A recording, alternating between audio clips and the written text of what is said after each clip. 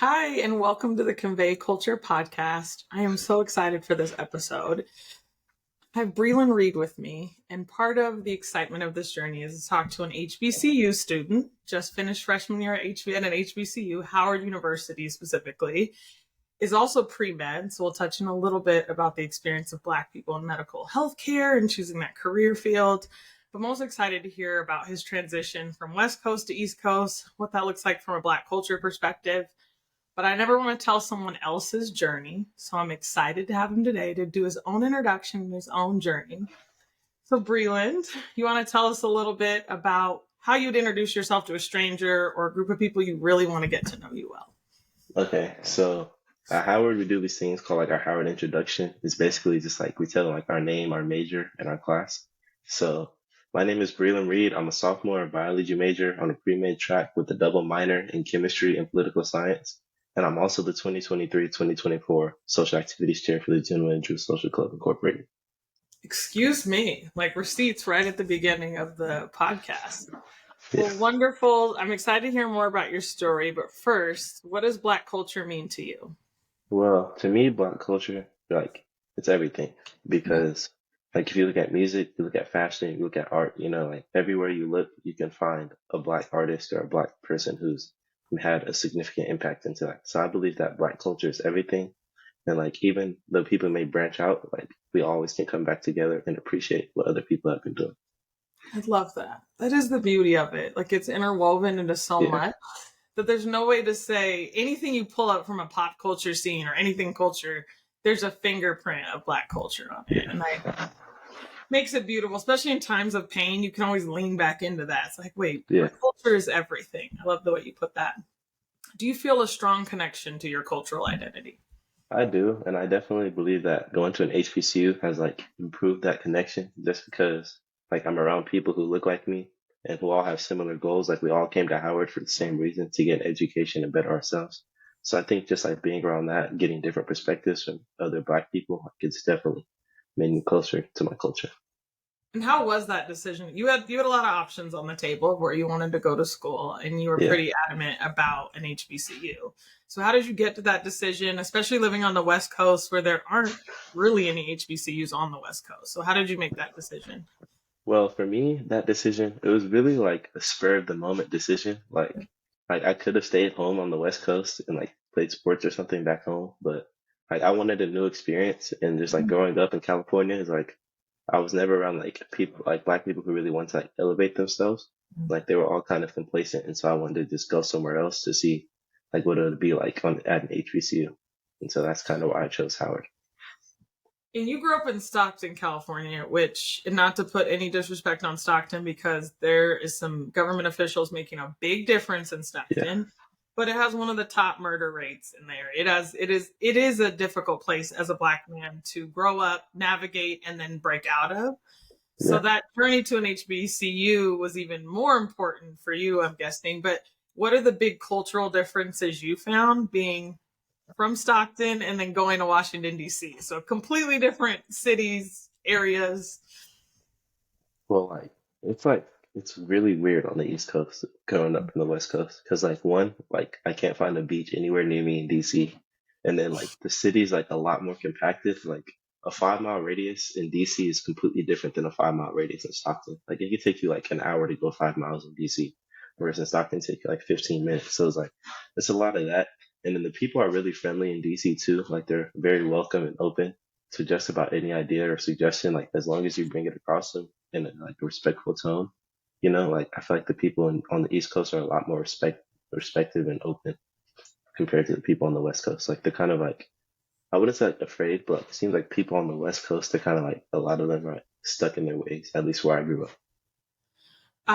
It's interesting moving from the West Coast too. I find that the West Coast is amazing because it has sometimes this open liberal mindset, but at the same Hmm. time, it can be limited to like, if you don't fit into that, or if you're not, it's like it Yeah. is a big difference. I do find I'm able to have deeper conversations when I'm on the East Coast, even in the Yeah. Midwest, because they're not as holding on to like, I know what I'm talking about. I'm from a liberal state. Like they're more willing to have in-depth Yeah. conversations. I love.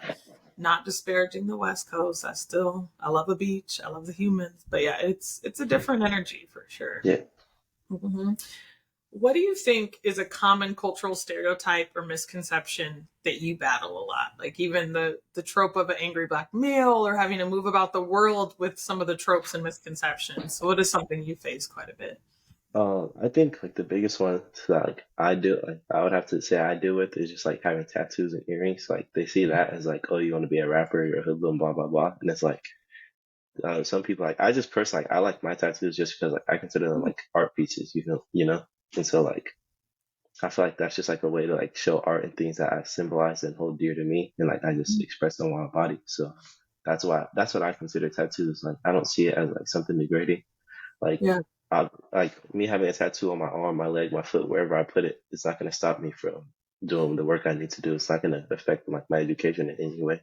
So I feel like that's something that you have to deal with. Like people just see a tattoo and automatically think something about it. But then like if they would ask you to explain your tattoos, then some people might be surprised at what they mean to that person. Yeah, the decisions. My sister has many tattoos. My reason for not having tattoos is a deep fear of needles, like a deep, intense, not interested in that. But her tattoo to me is so expressive. It almost is like an extension of her. It's part of her, Hmm. but Yeah, and every time I see it, even the imagery of I can feel her in that tattoo every time I see her in it. And I yeah, think that's the beauty when you see art. If we ever make it to Japan, that is on my bucket list. I'm gonna woman up, whatever we want to call the gender of it, and do one in Japan because they're like certified artists and their yeah, tattoos are incredible. Yeah, it's your body, your choice. I'm firmly of that. Like, however you want to yeah, express yourself, you get one chance on this planet, and however you want to represent it is your choice. I really feel yeah, like.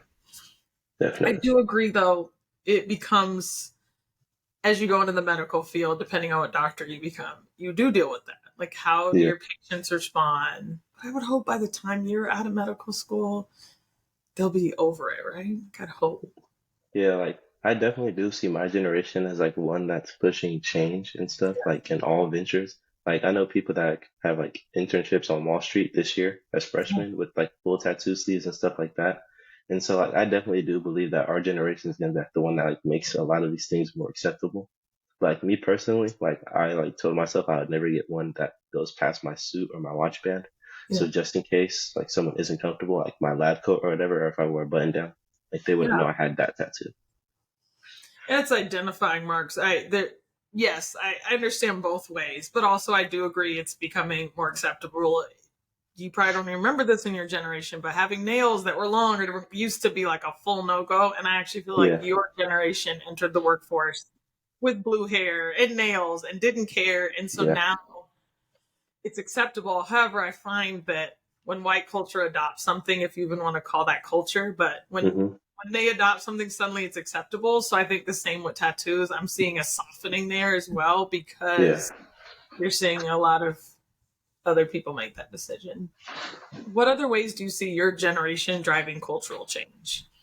Um, I think my generation is a lot more willing to speak out when they see an issue, whether it be like discrimination in the workplace or in education, things like that. So I think my generation is very vocal with the things they believe in.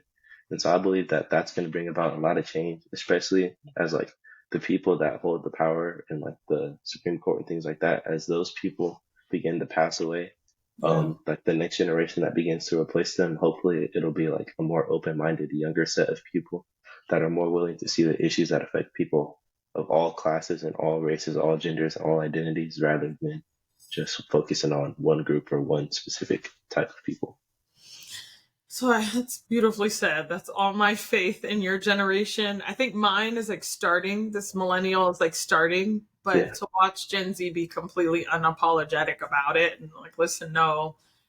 So yeah, we're in a really weird time period with the Supreme Court, the laws you're seeing in Florida and Texas, where we're sprinting backwards as a nation, sprinting yeah, backwards. But by what, 2045, the US will be a majority minority nation. So they are fighting a tide of change that they cannot, it's too late. It's already going to yeah, be diverse. It's already going to look a lot different. And I think they're clinging to these hateful practices, thinking this will save them. And I'm like, it is not. the mindset, we're too far gone in terms of a mindset for you to think we're going to allow this to repeal back. So Yeah.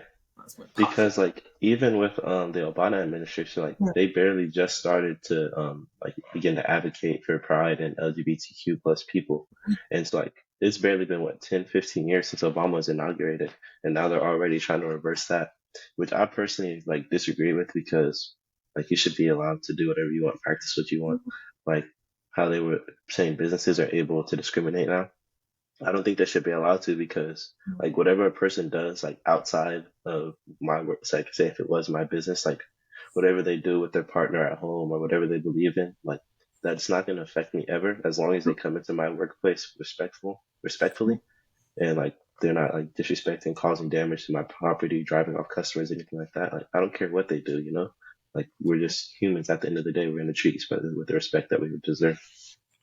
I love that. I love that so much because I think, especially to hear it from your generation coming out of an HBCU means that we have future leaders who Yeah. understand that whole concept. Because there's times where I see Christianity or other religions align with a side that really shouldn't. Like you should not align with hating other groups. You should not align with repressing other people's decisions. And Yeah. to hear your generation fighting that to me is a beautiful thing to experience because it is just mind boggling to me that Hmm.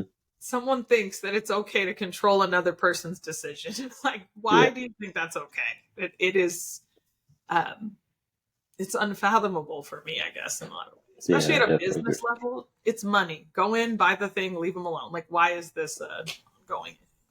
Yeah. Okay.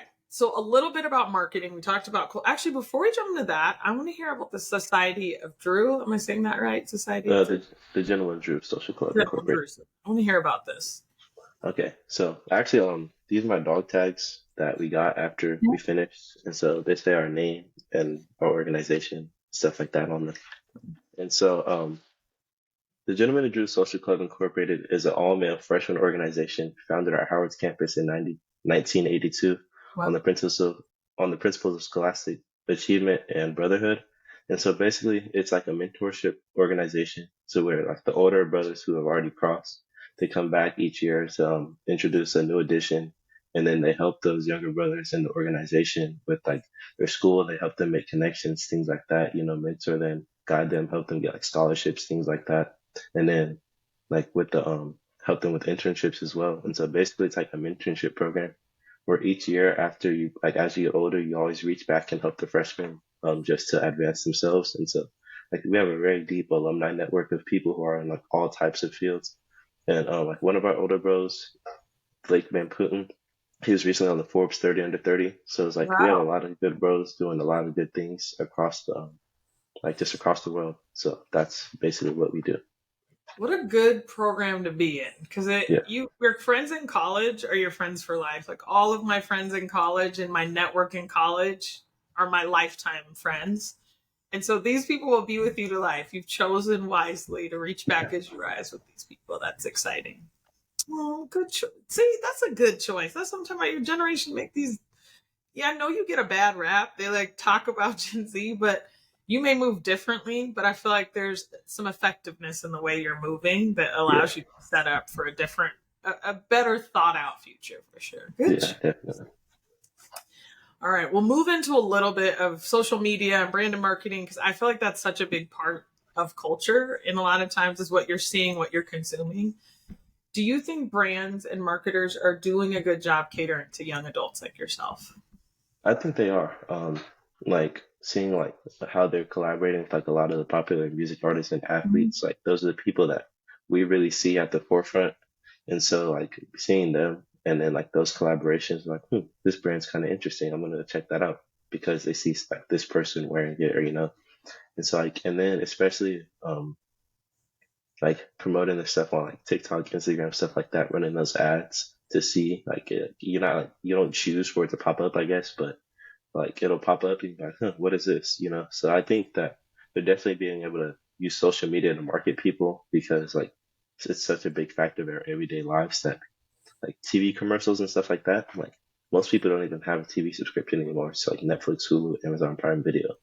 And so using social media is definitely like a great way to get your business or your brand out there nowadays. Great. And you're your own entrepreneur, starting out. Is that influenced by HBCU, or do you feel like you would have always wanted to take somewhat of an entrepreneurial path? Well, I've always really liked like music and fashion and stuff like Mhm. that, and so I think that because I started my brand in high school, but I think going to HBCU like it's been helping me be around the right people, like very creative people, you know. Yeah. So I think it's definitely like improved the quality of what I'm doing with my brand and with my business. But I think it's always something I've enjoyed. But being at HBCU is like there's so many different people, there's so many different ideas, and I think it's just really helping me improve my brand. Yeah, you're in fertile ground for inspiration at Yeah. HBCU. When you talk about Black culture being in there woven and everything, you're at a mecca of Black culture. So what an Yeah. infusion into your brand. So tell me more about the brand, name, Okay. all the good details. All right, so initially I started my brand out as Superstar Clothing. Like I just picked a random name, but I recently like changed the brand's name. I did sort of a rebrand, and I changed it to Esoteric Clothing Mhm. because esoteric means like I don't have the exact definition in front of me, but it's like intended for a limited group of people with a specialized interest or knowledge. And so I chose that because like fashion isn't like it's not going to appeal to everybody, you know? Like not everybody's going to like your designs, not everyone's going to like your pieces, but you have to be able to find your target audience that does enjoy what you create and make things that those people will enjoy. So like I understand that my clothes are not going to be for everybody and not everybody's going to like it, but as long as I can find those people who do enjoy what I create, then I think I'll be satisfied with that. Yeah. And is it so you have like this one, and we can all be multifaceted humans. I highly Hmm. encourage it. So you have one track, which is like pre-med, medical, and medical can go in so many different directions. And then you also have a brand, which you're seeing more and more too of like these dual hustles. Yeah. Do you want this to keep growing past college? Which is there anyone that you want to thrive more? How do you kind of balance those two things? Well, I don't know if I want like one to thrive over the other. Like, I'm definitely gonna get my bachelor's degree, like regardless of how well my brand does. But like, depending on how well my brand's doing when I graduate college, like I might take like a gap year before I go to graduate school, just to like, just enjoy my labor, travel, have like different pop-up shops around the country and things like that. But I think that's like just something like I would always do just for me because like I enjoy making clothes. It's like Yeah. my brand could have 10 million followers or it could have 100 followers. As long as there's people who are still going to support me, then I'll continue to make them clothes. It's an outlet of love and passion. So Yeah. you need something. I always feel like everyone says do the job you're passionate about. Hmm. I'm so on that. I think there's revenue generating things that create stability that sometimes your passion overlap, but then sometimes that not quite as exciting stream of what you're doing, or maybe partially or only feeds something that lights your heart on fire, right? So I think sometimes Yeah. we want to like limit it to one thing, and I'm like, you can have a dual path to your joy. Yeah. It's your life. And then what role does social media play for your business? So we talked a little bit about that being one of the greatest ways to reach consumers and things like that. What role does social media play for you both as a consumer and as an entrepreneur? Well, as a consumer and entrepreneur, it allows me to like see other people's brands, what they're doing, what works for them, what doesn't work, and like I can adapt that Yeah. and make it fit into my own brand. And like something I really like to stick with is Virgil Abloh's 3% rule, where he talks about you see something that's working and you change it 3% into where it's still yours, but it's still something that other people would consume. And so that's something I like to do. And then like I'm able to promote my business and my brand because like before social media, like a lot of the photo shoots from brands, like they'd be in a magazine that people have to go buy. And so like social media is basically like free marketing. Like if I can get good quality pictures of my stuff or people wearing my clothes with my iPhone, then I just gotta post it on Instagram and then somebody's gonna see it. They might repost it, send it to their friends, and like it'll eventually just spread out. And so I definitely do believe social media has been playing a big part of the growth of my brand, as well as like just word of mouth, having pop up shops at school and stuff like that. People coming up to me and asking me what I'm doing, what's my brand mean, all that stuff. So I think like it's a combination of the two, but I definitely do believe social media has played a big factor in the growth of my brand. It definitely, I think also to echo what you're saying about social media, it does play such a big role. I've seen being in marketing for almost 20 years, I've seen tiny brands go from like a couple posts to suddenly scaling their brand on social media to a multi-million dollar brand. I've Yeah. seen it across all verticals, all companies. It's the power of social media. I think everyone's acting like AI is some incredible threat. And I think AI is very similar to social media. It will become Yeah, another tool for you to leverage and grow your business. You can't take away someone's, it will not replace creativity or inspiration. That's yeah, just not what it functionally will do. So I love that that's how you're using social media to build a brand, because take advantage of it. It's a good channel for that. yeah. And like the whole AI thing, like AI is really cool. And like Yes. I know you've probably seen iRobot with Will Smith, right? Yeah. Yep. Yeah. So it's like, I mean, there was the bad robot, but it's like if people start putting brains into robots, and of course they're gonna start free thinking eventually. But it's like I feel like as long as people aren't like overdoing what they have with AI, then I think like AI is very safe to use. Like just don't put it into something that could cause harm. I agree. I use it every day now for things that originally I considered very mundane admin tasks, or craft this Yeah. email, then I'll personalize it, or I write a lot of articles, I'll do my whole article and then have AI edit it to be like, edit it Hmm. so it sounds like it. And it's incredible to watch the way the Yeah. tool works. Yeah, so the fear of it to me is unwarranted. How Yeah. did you feel about Pharrell's fashion show, the Louis Uh, Vuitton fashion show? I really liked it. You could see that he played homage to like Dapper Dan and a lot of the old African American trailblazers in fashion. And so I'm personally a big fan of what Virgil Abloh was doing before he passed, and then the Yeah. way Pharrell was able to take over and continue what he was doing while also adding his own spin to it. And like I've always been a fan of Pharrell's work, whether it's music or like his other clothing brands like Billionaire Boys Club, stuff like that. Yeah. Like I've always liked what Pharrell's been doing with the fashion industry. It's like him, Kanye West, and Virgil, like those are kind of like the big three of like the pioneers of African American fashion, at least in like the past 20 years.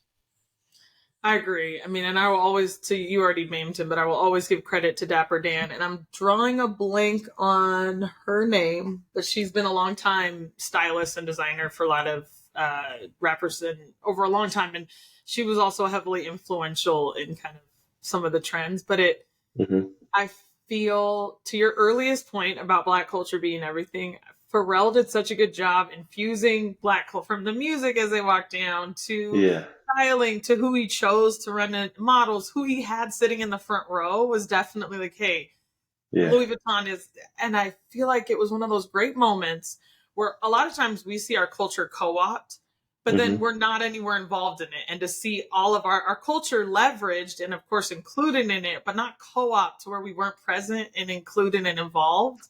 Like we like luxury, we'll pay for luxury. Okay, I'm not buying a $40,000 bag, but I will pay for luxury. To watch that, I really enjoyed that fashion show. yeah. I watched it a few times. Well, see, you're gonna secretly like end up getting a master's degree in design or something like that, or dual something. Although, did Virgil even go to design school? Did he go to Parsons? Virgil might have. I have to look up what he went. Yeah, I know he started off school as an architecture major, Yeah, and he was an architect. He wanted to be an architect when he started school, and that's kind of just like, and he just like realized that he didn't really like that field, but he still like he continued doing it just in case. Because like he, in case his DJing and his clothes didn't like work out, then he still continued with his school. But yeah, yeah, like that. I also, and this is something I talk about at length sometimes, but college is not your only way to achieve knowledge. And so yeah, I think sometimes people think if I don't have a degree in it, but Pharrell's degree is not in design, like Kanye's degree is not in design, but look at them having amazing, because really it's not design. No, they're not actually designing it. They're inspiring designers to design is what they work. When you're a creative director, that's what you do. You're yeah, not someone. And so to see Black culture so involved as creative directors at that level, I love so much to watch. Yes, college is great, degree, master, completely believe in it. But I think we've over emphasized education as a checkbox and not yeah, and taken a little bit away from like the beauty of the journey of discovering what you want to do. And so I yeah, love a gap year too. Take a let figure out what you want to do. You might change your mind, you know. So yeah. I definitely do believe that like if you get around the right people, then you don't necessarily need to be the smartest person in the room. Like I feel like as long as you're willing to work and to learn and understand whatever field you choose to go into, then you don't necessarily have to be the smartest person, the biggest, baddest person, as long as you're humble, you work hard and you work well with people. Because like at the end of the day, like that's what's really gonna get you far. Like, you could know everything in the world, but if you don't know how to utilize it, if you don't work well with people, then you're never gonna have like a long lasting career. It's so true. That is wise words because I have been in rooms with some very wealthy people who I would not say are the smartest people in the world I've ever met. And so then you Yeah. see them and you're like, how did you get that rich? But it is the power of networking. They can Hmm. identify talent, they can recruit the right teams. Yeah. They are usually not the smartest person in the rooms. They surround themselves with someone smarter, and that's how they lift up. Like these founders you see with these crazy companies that skyrocket and unicorns, rarely are they the smartest ones. Like Yeah. Elon, I know he's supposed to be a genius, but like clearly he was just in the room with a lot of the right people continually. If you look at Elon's history as well. Yeah. All right, now into the fun part, which is just rapid fire and answer them in whatever comes to you, Okay. whatever influences you. So, if you could travel anywhere, where would you go and why? Um, for me, it would still be Tokyo, Japan, because like I really like watching anime growing up, and then they also have a really like incredible car scene and stuff like that, and it's just a really beautiful country. So that's definitely one place that I want to visit. Also, their fashion, top notch, Yeah. top notch. Like I watched their videos on TikTok, the Tokyo fashion. I couldn't fit a thing in there, but still top notch on the fashion. Yeah. Oh, someday we're gonna get you there. And then you'll be this giant walking around Tokyo and get to experience fashion. All right, if you could work with any brand, who would it be and why? Um, I don't know. I think it would have to be I would say well it would be like either Off-White or Human Made, one of those brands. But if it was Off-White or maybe even Yeezy, but I would want to work at Off-White with Virgil just because like he's been such a big inspiration to my creative process. But so it'd probably be Human Made, Off-White, or Yeezy, just because like those are just like, three of my favorite brands. And as a follow up, do you see any young designers outside of yourself? Because I know you're Hmm. scaling and growing, but outside of yourself who are like in some way carrying on the spirit of Virgil and the work and intent that he had behind his work? Are you seeing any young designers yet?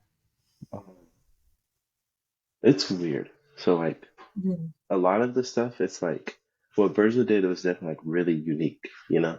And so like I've seen like a lot of brands that are growing and gaining popularity that like it's like a lot of brands seem like they're similar to others. Like I can't really point out like one person and Yeah. say that one person is really carrying on the spirit, but I feel like the whole fashion industry as a whole, like a lot of the people that are making brands, like you can definitely see Virgil had like a big influence on this generation of fashion, like as a whole. So it's not really one person. I would say like it's us as a collective that carry on his legacy. Oh, that is a good way of putting it, especially considering the mission Virgil was on as Yeah. well. I think I also love the global exposure of fashion we get. This is probably before your time, but it used to be that you only saw fashion in your neighborhood or in your thing, and now you get Yeah. exposure to global fashion. So you can see Virgil's influence in Kenyan fashion. I saw the other day, or you can see his in Japan. You can see his influence. So now, as a designer, you can have a global influence, which is really cool. I think that to have that exposure is different than you had a few years ago without the digital expansion that we have now as well. Yeah. Definitely. Let's see. Okay. What is one celebrity you would want to collaborate with and one you would want to get advice from? Um, I definitely would want to work with like Kanye West, which is funny because a lot of people think Kanye is crazy, but I feel like Kanye has like a lot of really good ideas, and like he might not like express them the right way, but I feel like if Kanye like if you actually like listen to what he's saying, like sometimes he's like right, but his delivery is wrong, you know, and like I feel like if you would like I feel like I could like break down what he's saying, like just gain an understanding like of fashion and music more as a whole, and then somebody that I would probably take advice from would be I don't really know. Oh. Like, there's like a lot of people who've done a lot of great things, like in every industry, really. So like, and so like, I don't know because like there's some people like I can't really compare my journey to anyone else's journey because like some people just have famous friends that would just help them with their stuff, and then their friends, famous friends, did it, and then everybody saw it. So it's like I don't have famous friends, so it's like that route's not gonna work for me, you know. So it's like I feel like I just have to find my own journey and just stick to it, I guess. Like I feel like that's the best advice like any celebrity could really give you. To just like just stick to what you like and what you do because no two paths are the same. No, I always think, you have the Jay-Z's and the even Pharrell, and you have a lot of those that you could get advice from. So it is hard. I also find you're right. Advice is a lot. Like advice can be Yeah. helpful, not helpful. It can influence you in ways that aren't great. So advice is a sensitive thing. All right, your favorite content sources. So where do you spend the most time? TikTok, YouTube, Netflix, whatever it might be. What are your two favorite content sources? Um, I definitely would say TikTok and Hulu just because like with TikTok I can see a variety of things and like if I search something up on TikTok, I'll probably find it a lot easier than I would doing like the Google search. Like it'll point me in the right direction. Then I can go do a Google search based on like what I find on TikTok. Because like TikTok, you can find just about anything. And then I would say Hulu because like it's just like there's a lot of variety of like actual like content to watch. There are really good documentaries and stuff like that. So I think I can learn a lot on Hulu as well. Just like and then it's like just entertainment, like the cartoons, stuff like that I still like to watch. So I love it. And Hulu has everything. They really yeah, do. The sports. We've kept that because you can still watch sports on it. And then I want yeah, to watch track meets or tennis meet. You can watch all of that. So I'll give Hulu. And then TikTok is addicting. That algorithm just like yeah. snatches me in. I'm like, I've been on this an hour and I come up and I'm like, what have I been doing on this platform? You can do in your life, you can do a philanthropic effort. Your life is fully funded, and now you have the option to just dedicate your time to a philanthropic effort. What would be your give back, your charity, your passion? What would you choose? I think I would choose to like uplift minority communities, just Mhm. like help rebuild them, and then also like educate the people in those minority communities. You know, like help them like fund their schooling, stuff like that. Because there's definitely like a lot of kids who are smart enough to go to college, but their parents can't afford to help them get to college. You know, so I feel like there's like a lot of wasted talent in that sense. So I would make sure that those kids who like have the grades but necessarily can't get a full academic scholarship or anything like that, like I ought to make sure those people that like would be willing to work if they were put in that position would like I feel like they deserve those opportunities just as much as the kids whose parents can pay for their 4 years straight outright. I agree. That is a good effort because even yesterday or the day before when they decided they aren't going to pay off student loan debt, I Yeah. have friends Hmm. who, to this day, I'm about to be 40, still have 150 to $200,000 worth of student loan debt that they're still paying on. And these are people who one became a doctor, they're still paying on their debt, and it Yeah. changes your life. They say get a degree, but that debt is like an anchor for you, right? And Yeah. that debt also keeps you beholden to a system that you may not that may be the decision between you becoming an entrepreneur or not, or you taking a different job or not, because you have Yeah. that debt on your back. And that's Yeah. especially the case for underrepresented communities who do not have parents who can write checks. Like Yeah.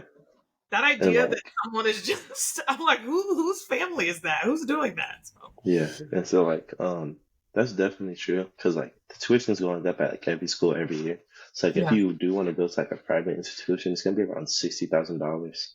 And so like a lot of people like may not get a scholarship, so you multiply that by four, that's like gonna be $250,000. The increases every year. And so it's like most people aren't going to come out of school making $250,000. No. Then you got to factor in rent, gas, utilities, all that stuff out of their paychecks. And most Americans are only making like 80. Most college educated are only making $80,000 a year.